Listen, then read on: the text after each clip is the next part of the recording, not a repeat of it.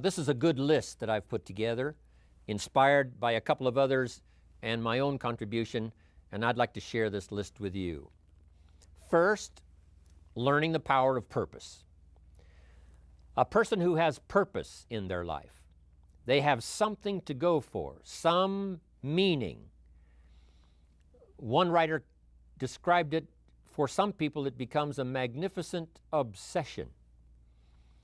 And for you and I, maybe it doesn't need to be that dramatic as a magnificent obsession. But it has to be something that does something to us, something that pulls us, especially into the future. You know, there are many influences on us. One is the influence of the past. Some people are always pulled back by the past. Some people are always pulled aside by the distractions. But here's what's powerful. If you have a list of high purpose in your life, it pulls you toward the future. And the more powerful the purpose is, the stronger it pulls. And here's the other great advantage if you have purpose for the future. It pulls you through all kinds of challenges and all kinds of difficulties. If you don't have these strong purposes for the future, it's easy to get swallowed by a bad day. It's easy to be almost annihilated by a poor month. And it's easy sometimes to almost disappear beneath the waves of a year that goes backwards if you don't have something to pull you beyond that year. So if you want something to pull you through all kinds of challenges, all kinds of difficulties and things that come at you, you got to have something on out there beyond today, beyond next week, beyond next month, beyond this year, that pulls you into the future. And the clearer it is, the stronger it pulls. The more dynamic it is, the more it affects your life, your spirit, your heart, your soul. It also creates imagination. It gets your mind working on how to achieve that purpose. And if your mind will work, and if your heart works, and if your spirit works, and if you have good input, like good ideas, I'm telling you, there isn't anything you can't accomplish. So that's one of the great powers that'll make a variable of you, and that is purpose. Here's the next one, self-confidence. Where does self-confidence come from? And this is the best advice I can give you on that. Not neglecting, first of all, the small daily disciplines. Self-confidence really comes from feeling good about yourself. And one of the best ways to feel good about yourself is at the end of the day to know that you poured it on. You did your best. If you conducted a meeting, you did the best you could. If you made a phone call, it was the best phone call you could possibly make. If you wrote a letter, it wasn't a casual letter, it was your best letter. At the end of those kind of days, when you feel good about yourself, self-confidence starts to rise. You know that if you can have this kind of a good day, you can have another one the next day, and those days become the weeks become the months, and the month becomes a powerful year. Self-confidence comes from the lack of neglect. If you will not neglect to do the small daily disciplines, that's where self-confidence comes from. Part of good health is self-confidence. I know I'm going to be healthy. I take the Herbalife products. I eat the apple a day. I walk around the block. I do the jogging on the beach. At the end of the day, when you've really poured it on and you've done all the stuff, self-confidence grows. That self-confidence affects your health, it affects your future, it affects your psyche. So this is true. One of the great powers is self-confidence. Self-confidence means willingness to do whatever it takes to achieve. Some people say, well, I'll do it for a little while and see what happens. You know, I'll try a couple of things. If that doesn't work, I'm out of here. And all of us know that that kind of person doesn't have much of a future. But if you're willing to do whatever it takes, if I have to learn a couple of things, I will learn those things. If I got to learn 5 or 6 things, I'll learn all 6. If I have to take an extra class, I'll take an extra class. If I've got to read the books, I'll read the books. If I have to consult with people who know more than I know, I will do the necessary consulting. Whatever it takes, I will do. That starts to develop unbelievable self-confidence. Self-confidence also comes from the ability to rise above your circumstances, to rise above what happens, the petty little things, the discouraging things that would sink everyone else's ship except yours, that would cause someone else to quit early in the day, but you keep going. that kind of willingness to overcome all circumstances, whether it's the little challenges or the big challenges. If you're willing to do that, I promise you, this kind of power will work for you, and in you, the variable, it'll make a difference. The third on the list I had was enthusiasm. And here's what I wrote about enthusiasm. Enthusiasm that's powerful is mostly enthusiasm that is enthusiasm inside, 90%, 10% outside. We all know what the enthusiasm is like when somebody lets us see their enthusiasm, which is like the 90%, and only 10% of it is inside. But the enthusiasm that really affects people is not just being loud, but the enthusiasm that runs deep, the enthusiasm that comes from deep inside, created by self-confidence, created by purpose, created by genuine willingness to help other people. That kind of enthusiasm, knowing that you're going to get the job done, knowing you're going to affect people, knowing you're going to have testimonials flowing in from all kinds of directions. That kind of enthusiasm. A lot of it is quiet. A lot of it is unheard. And the 10% that's heard, it rings a bell. People call it genuine enthusiasm because they know that what you say in the outward display of your enthusiasm is only a small tip of the iceberg of the enthusiasm you feel inside that really motivates you to do the best job you can. Next on my list to help you become the powerful variable is expertise. Wanting to excel in all of the skills and settling for nothing less than an outstanding performance.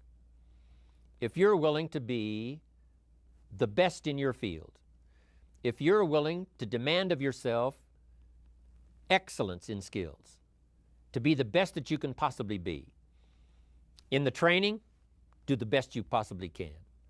In doing a workshop, do the best you possibly can. Developing the skills of using your personality, developing the skills of language, developing the skills of influence, developing the skills of organizing. If you're willing to be an expert in all of the skills, Herbalife has the way for you to invest those skills and not only make a handsome living, not only make a lot of money, but if you would so desire and if it would be your purpose, a chance to make your fortune. Expertise, excellence in skills. Here was the next one on my list, making a powerful contribution to you, the variable, and that is preparation. Well prepared. And preparation, of course, involves a whole lot of things. A big share of our life is preparing, getting ready. When we go to the first grade in school, we're just preparing for the second grade. After we've finished 2 grades, the 2 grades prepare us for number 3. Sometimes it seems like a long, excruciating time. And the time will just seem like it'll never come when we can finally have the performance that we really want. But it takes time to prepare. It takes time to get ready. And the decisions you make in the preparation time, those are the decisions that last for a lifetime. Preparing to have a good day. It's that preparing, maybe the night before, maybe the couple of days before the day that you're going to put everything together. The preparation for a meeting means that you've taken it serious. The preparation for doing a workshop means you're serious about the workshop. You want to make the best contribution. That kind of preparation is important. But here's preparation that's very vital, and that is to prepare yourself for success. Life seemingly does not wish to waste success on the unprepared. Life says, why waste a fortune on this person? They're not prepared to do the right things with it. They're not prepared to use it wisely. If a fortune was bestowed upon this unprepared person, it would probably be wasted. The people that could have been touched won't be touched. What could have been done won't be done because this fortune will have been wasted on the unprepared person. So not only look for fortune, not only look for the promise, but prepare yourself and ask of yourself, what can I do to make myself ready? Because remember, life was designed not to give us what we want, not to give us what we need, but life was designed to give us what we deserve. Every value in life must be paid for, and those that pay are the ones that get it. It says those that give receive. Someone says, I wish to receive, I wish to receive. You don't have to concentrate on receiving. Just become a good giver. It says those that search will find. Someone says, well, I need to find some good ideas to help change my life for the future.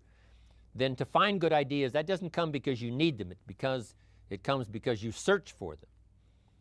If you want good ideas, you got to go after them. You got to go to the class, you got to go to the workshop, you got to go to the training, go to the book, right? You got to go to the journal, right? Go where good ideas are being taught, go searching, go looking, because good ideas are not going to be wasted on those that are not seeking, searching, well prepared.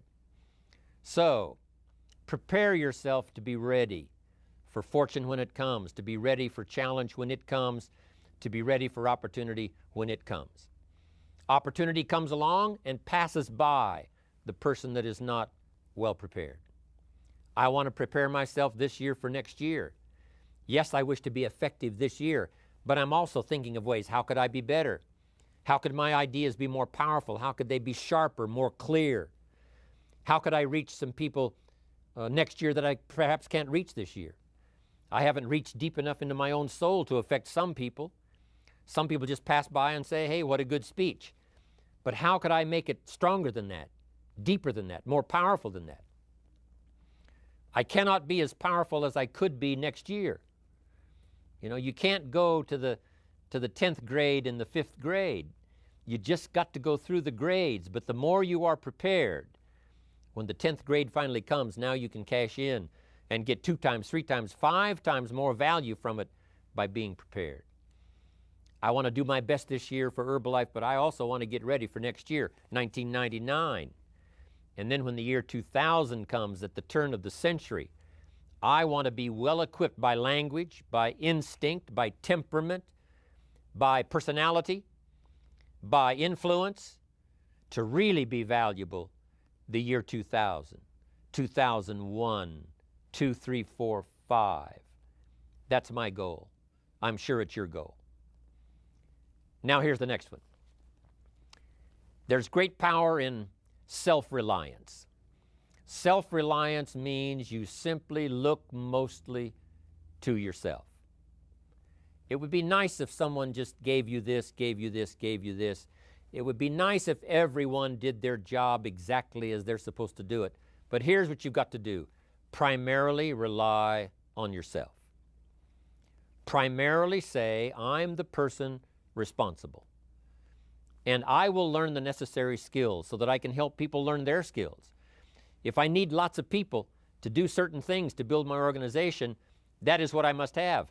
But I've got to be the final backstop. I've got to be the final one that people can rely on, so that if this is missed and this is missed, I can catch up, I can fill the gap, I can do the job.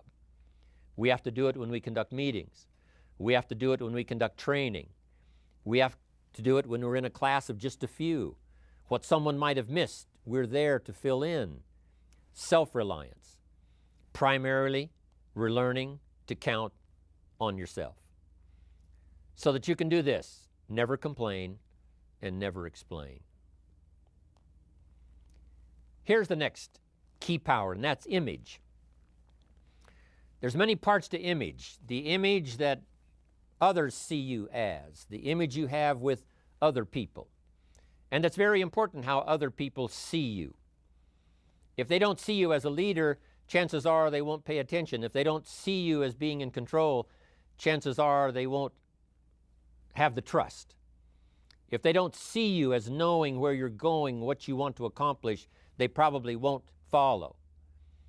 But if people can see you, if you have the image of someone that's in charge, in control of your life, your future, your destiny, in control of the situation, if they see that, that kind of image is powerful. It helps to win the day. It attracts other people. People want to be around people that are in control, that are powerful, but they know how to use their power, influential, but they know how to use their influence. That kind of image is important. But here's a very important image, and that is your image of yourself. self.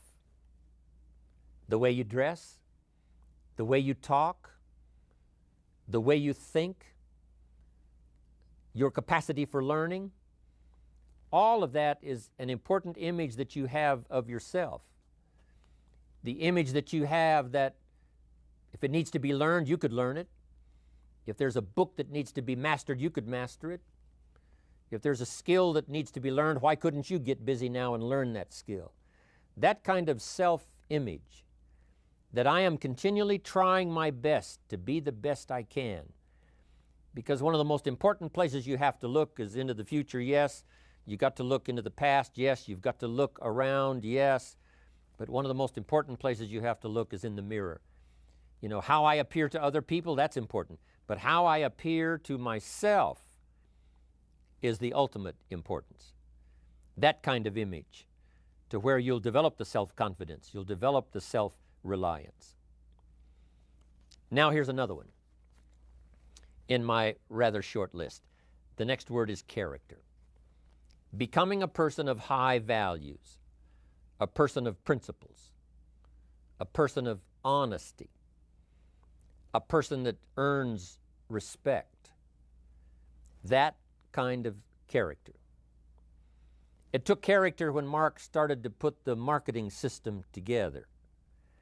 How can we have a system that will build in the integrity, that people will know that if this happens, then this will happen. And if this goes wrong, here's the way to fix it. Unless you have the principles and the character and the integrity to put together a viable plan for a wide variety of people, then the system is not going to last very long. And I've been around long enough, and I'm sure you have been around long enough to see a lot of systems that got started, but they failed. And the reason is because they were not constructed with integrity. They were not constructed with character. They were not constructed with doing the right thing. They might have been constructed to take advantage. You know, cash it out as quickly as possible and leave. Mark was involved when others took advantage of him all those years ago before Herbalife. When someone took advantage and didn't have the character, didn't have the principles, and didn't have the character to stay, the character to see it through, the character to do the right thing. So this is important, to develop the character within yourself, that people see you as honest, as fair, willing to do the right thing, willing to be helpful, but always willing to walk the center line, not to pass the line. When we come to an opportunity like Herbalife, especially multi-level network marketing, it is so dynamic, it is so powerful, and it is so possible in fortune making that sometimes people want to speed up the process by cutting the corners, by neglecting to do the right things, you know, to cheat a little here, you know, cross the line just a little bit, because then, you know, it'll grow faster and you can cash in quicker. Not necessary here. Doing Herbalife right will build your fortune longer and stronger than trying to cut the corners and not doing it right. If we'll have the integrity that Mark had when he started it, and keep perpetuating that we will do the right thing by the marketing system, the right thing by a distributor who has a customer and they take care of that customer belongs to that distributor. That kind of integrity in the marketing system, the kind of integrity we have among each other, the kind of character we have to rely on each other, because here's what we cannot do. We cannot do this by ourselves. Mark's got to count on me. I've got to count on Mark. We've got to count on the president's team. The president's team has to count on the chairman's club for advice and counsel. We have to count on the millionaire team, the tabulator team, the world team. We've got to count on the distributor. We've got to count on the distributor giving the right message to the potential customer. We've got to count on the distributor giving wise counsel to the new recruit, teaching them the right way, the Herbalife way, the principled way, the character way. Vitally important. Building and developing your own character. Now here's another one. It's called self-discipline. Self-discipline, all of us have a challenge with that. Because sometimes it's easy, and especially if you're working hard, doing the best you can, it's easy sometimes to let up and let it go. But remember, So many people, especially now that we're as big as we are around the world, are counting on what we do. At home office, they have to be careful. They have to be disciplined. It's easy for the person who ships the product from Herbalife says, oh, well, I'll wait until tomorrow to ship it. And then they go home and sleep like a baby. But the distributor who's waiting for that product doesn't sleep that night, or doesn't sleep when the product doesn't show on time. But if everybody will have the discipline to say, I will do the best job I can. I will make mistakes, of course, because we're all human, but I'll try to remedy those mistakes and do the best job I can. That kind of self-discipline that understands how important your part is in all of the functions that work. Coming to work on the set here, HBN, there's so many people that play a part. And each one of the parts that are played is necessary to put on the broadcast, make it viable, make it real, make it powerful.